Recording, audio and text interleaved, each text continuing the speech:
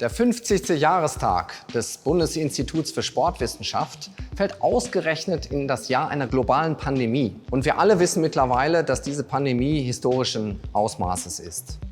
Wir stehen quasi vor einer Neustrukturierung unserer sozialen und wirtschaftlichen Ordnung. Doch trotz aller Corona-Diskussion sollten wir nicht vergessen, dass in den letzten Jahren wesentliche Entwicklungen, die gerade den Sport betreffen, stattgefunden haben. Hier sehe ich insbesondere zwei Trends. Wir haben auf der einen Seite einen Wertewandel in der Gesellschaft, auf der anderen Seite Einflüsse eines technologischen Wandels. Wir sehen eine neue Haltung in der Bevölkerung gegenüber Einzelsportlern, die goldene Steaks verzehren. Oder auch gegenüber globalen Großsportereignissen wie Olympischen Spielen. Zwar wollen die Menschen die Spiele nach wie vor sehen, sie tun sich aber schwer mit der Ausrichtung. Und hier geht es insbesondere um Nachhaltigkeit. Und wir haben das ja selbst in Deutschland erlebt, die Widerstände gegen die Bewerbungen von Hamburg und München. Was wir auch sehen, ist ein anderes Sportverhalten in der Bevölkerung. Es geht weg vom Vereinssport und ehrenamtlichen Engagement hin zu ganz individuellen, flexiblen Sportangeboten. Die Leute möchten einfach dann Sport treiben, wenn es ihnen in den Kram passt. Neben diesem gesellschaftlichen Wandel sehen wir die Einflüsse des technologischen Wandels. So sind zum Beispiel Daten allgegenwärtig. Fast jeder professionelle Sportverein beschäftigt einen eigenen Datenanalysten, die dann mit Algorithmen und Machine Learning neue Leistungspotenziale ausloten. Und das Ganze hat mittlerweile auch Einfluss in den Mainstream gefunden. Ja, das kennen Sie vielleicht hier die Wearables, smarte Uhren und Armbänder, wo man auch als Freizeitsportler seine eigenen Daten tracken kann, seine eigene Leistung tracken kann. Und Corona beschleunigt jetzt den gesellschaftlichen Wertewandel und auch den technologischen Wandel. Und deswegen schauen wir nach vorne. Schauen wir nicht zurück auf die letzten 50 Jahre Spitzensport, sondern schauen wir voraus auf die nächsten 50 Jahre Spitzensport. Und diesen Blick in die Zukunft möchte ich aus 3 Perspektiven vornehmen. Aus Perspektive Sportlerinnen, Sportkonsumenten und organisierter Sport und Sportpolitik.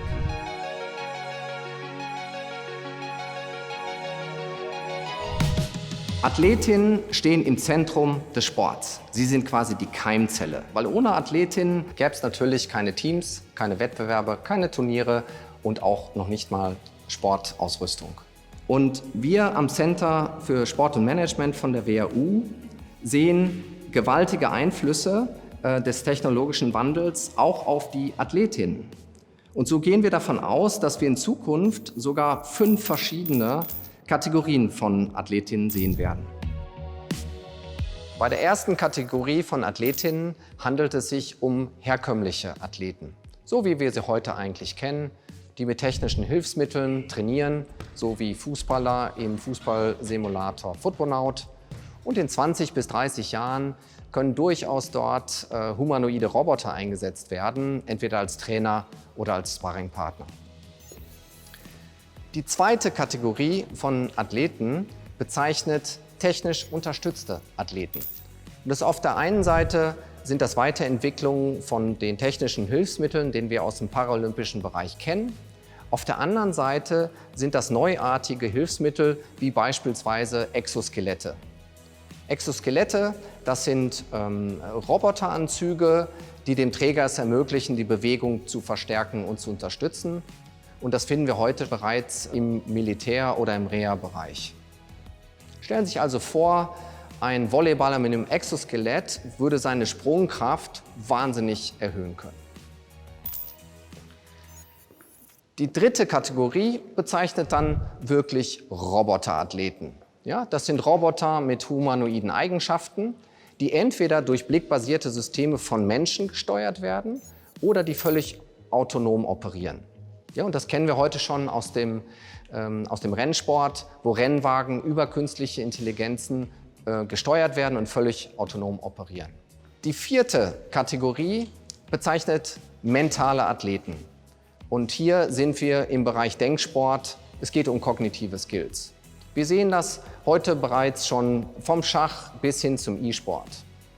Und neue Errungenschaften in der Hirnforschung werden noch zu ganz neuartigen Denksportdisziplinen führen.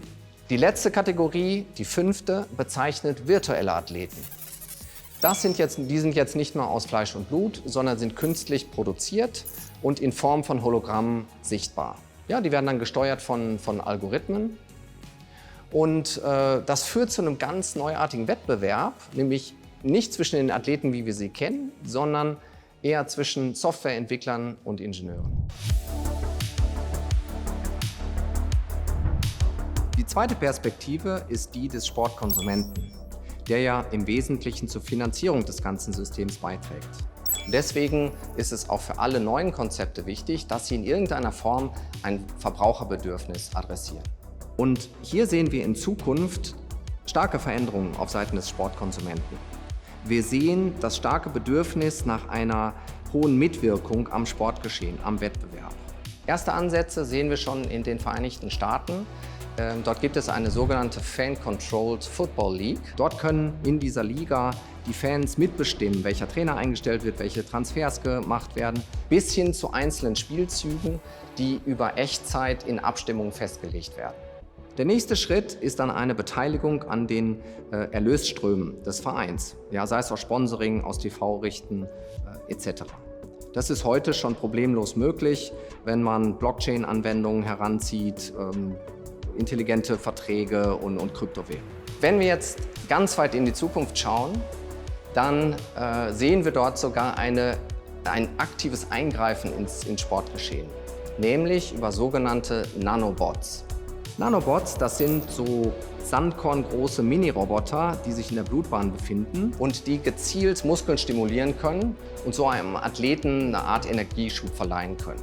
Stellen Sie sich also vor, Sie schauen ein Tennismatch der Enkel von Roger Federer und Rafael Nadal. Und Sie entscheiden im 5. Satz, wer dann einen Energieschub bekommen soll, via Nanobot. Das kennen wir heute bereits aus Videospielen.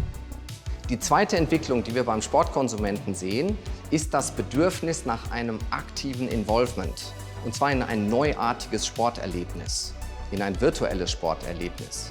Das können Sie sich vorstellen, dass man virtuelle Räume aufspannt mit Hilfe von Augmented Reality, Extended Reality und dort dann gegen Hologramme antreten kann.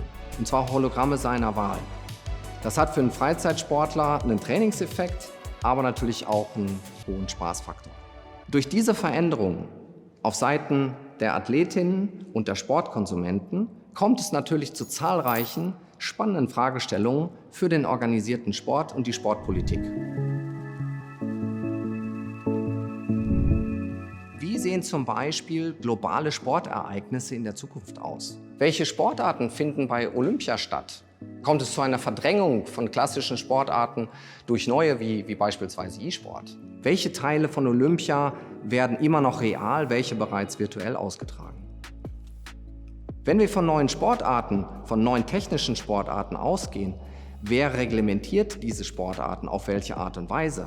Wie bekämpft man Cyberdoping oder technisches Doping? Bis hin zu Fragen der Sportförderung.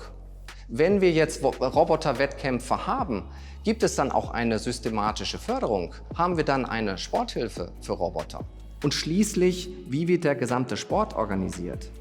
Wie sieht die Balance aus zwischen organisiertem Sport und nicht organisiertem Sport? Schließlich stellt sich die Frage, wie sehen Sportstätten der Zukunft aus? Wie groß sind sie? Wie sind sie ausgestattet? Und wie fügen sie sich in die allgemeine Stadtentwicklung bei? Das sind alles Fragen, wo es natürlich keine einfachen Antworten darauf gibt, die wir auch nicht haben. Uns Forschern geht es auch nicht darum, eine präzise Eintrittswahrscheinlichkeit von Zukunftsszenarien zu ermitteln, sondern wir als Forscher wollen die Diskussion anregen über die Zukunft des Sports. Wir wollen einen kritischen Diskurs anregen und auch vielleicht von dem einen oder anderen festen Denkmuster uns loslösen. Wir am Center für Sport und Management sprechen hierbei von Future Readiness. Das heißt, bereit sein, nicht nur für eine Zukunft, sondern für mehrere Zukünfte. Das schafft nämlich eine Art Ersatzerfahrung, wenn wir uns ständig mit der Zukunft beschäftigen und bereitet uns auf zukünftige Unsicherheiten vor. Jetzt mag dem einen oder anderen vielleicht ein bisschen mulmig vorkommen, was da in Zukunft auf uns zukommt, gerade aus technologischer Sicht. Aber Technologien setzen sich immer nur durch, wenn sie von Menschen gewollt sind. Von daher lassen Sie uns mutig in die Zukunft schreiten und die Zukunft des Sports gemeinsam gestalten. Denn die Zukunft des Sports ist letzten Endes immer das, was Athletinnen, Konsumenten und Manager daraus machen. Wir sind auf jeden Fall optimistisch, dass das Beste noch vor uns liegt.